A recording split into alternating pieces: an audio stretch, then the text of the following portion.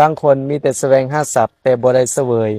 บางคนแสวงหาทรัพย์เสวยแต่บ่ได้จาคะบ่ได้เสียสละแบ่งปันให้คนอื่น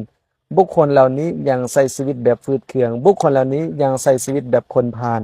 บุคคลเหล่านี้ยังใช้ชีวิตแบบคนขาดปัญญาฉะนั้นเขาจะบ่ได้ประสบถึงความสุขในปัจจุบันและอนาคตเพราะว่าหยังเพราะว่าเขานั้นแสวงหาแล้วบ่ได้เสวยและบ่ได้เสวยแล้วก็ยังบ่ได้สละอีกด้วยอย่างนี้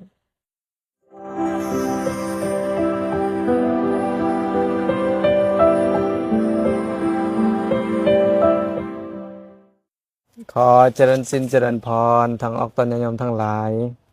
ยินดีต้อนรับเข้าสู่ซองธรรมะก่อนนอน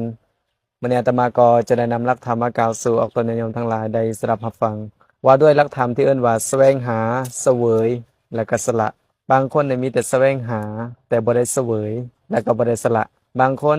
มีแสวงหาได้เสวยแต่บ่ได้สละนะแสดงว่าถ้าบุคคลใดบ่เฮ็ดครบใน3อย่างนี้ชื่อว่ายังบกพร่องในข้อใดข้อหนึ่งอยู่อย่างนี้ฉะนั้นเราจะเห็นหลายๆคนเนาะอยู่ในโลกนี้แสวงหาทรัพย์พากันแสวงหาเมื่อได้ทรัพย์มาแล้วพัดลืมเสวยมันลืมเสวยมันถึงลืมใส่ซอยพวกทรัพย์เหล่านั้นให้เต็มที่ก่อนที่จะได้ใส่ปัจจัยเองนี่ก็เลยป่วยเจ็บไข้บางคนก็ตายก่อนหรือปะทิ่มทรัพย์สมบัตินั้นเอาไว้ในโลกนี้ฉันเจอว่ามีแต่แสวงหาแต่บ่ได้เสวยพวกนี้นะมีแต่แสวงหาอย่างเดียวหรือบางคนมีแต่แสวงหาสะสมมาสะ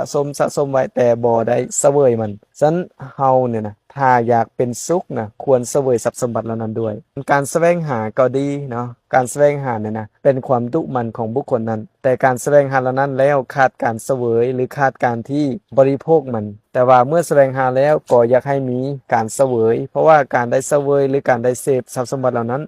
จึงจะให้บุคคลนั้นได้รับซึ่งความสุขนะคือเสวยแนวใดคือด้วยการที่เอาทรัพย์สมบัติเหล่านั้นมาเลี้ยงตนเองให้เป็นสุขอิ่มพอหรือว่าให้เลี้ยงตนนั้นให้ดีแล้วก็โดยถูกต้องแล้วก็เลี้ยงมารดาบิดาคือเอาทรัพย์สมบัติเหล่านั้นมาบำรุงมารดาบิดาพ่อแม่ไอ้น้องญาติพี่น้องอย่างนี้หรือคนใส่คนงานให้เขาเป็นสุขอิ่มนำหรือเอาทรัพย์สมบัติเหล่านั้นไปให้บุตรภรรยาหรือว่าเพื่อนมิตรสหายทั้งหลายได้เสวยให้เป็นสุขอิ่มพออย่างนี้โดยถูกต้องอย่างนี้ชื่อว่าเป็นคนที่ใส่โภคทรัพย์เหล่านั้นแบบบ่สูญเปล่าเลยนะเอิ้นว่าได้แสวงหาแล้วก็ยังได้เสวยทรัพย์สมบัติเหล่านั้นให้เป็นสุขด้วยอย่างนี้แต่บางคนเนี่ยนะมีแต่แสวงหามีแต่เสวยแต่บ่ได้สละนี่ก็ชื่อว่าเป็นคนที่ยังขาดทุนในชีวิตอยู่ถ้าเราอยากได้กำไรโดยที่สุดก็คือเมื่อแสวงหาแล้วได้เสวยก็ให้มันได้สละนำได้สละในที่หมายถึงว่าเอื้อเฟื้อเพื่อแผ่แบ่งปันจาคะ